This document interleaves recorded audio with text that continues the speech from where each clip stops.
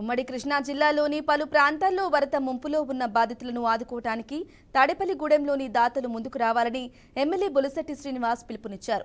Rice millers association ఆధ్వర్యంలో తయారు చేసి ఆహార పదార్థాలను ఆయన పరిశీలించి విజయవాడకు పంపించారు. ఇంతటి మంచి కార్యక్రమాన్ని నిర్వహించిన రైస్ మిల్లర్స్ అసోసియేషన్ సభ్యులను ఎమ్మెల్యే అభినందించారు. వరద ముంపులో ఉన్న వారిని ఆదుకునేందుకు తాను సైతం సిద్ధంగా ఉన్నానని తెలిపారు. స్థానిక భారతీయ విద్యా భవన్ ప్రాంగణం నుంచి సుమారు 10 వాహనాల్లో ఆహార పొట్లాలను వరద ప్రభావిత ప్రాంతాలకు పంపించారు. ముందు ప్రాంతాల్లో ఉన్న ప్రజలను మనం కాపాడుకోవాలని, ఎవరూ ఆకలితో అలమటించకూడదనే ఉద్దేశంతో తొలుత ఆహార పంపిణీ కార్యక్రమాన్ని నిర్వహిస్తున్నట్లు ఎమ్మెల్యే బొలిశెట్టి శ్రీనివాస్ తెలిపారు.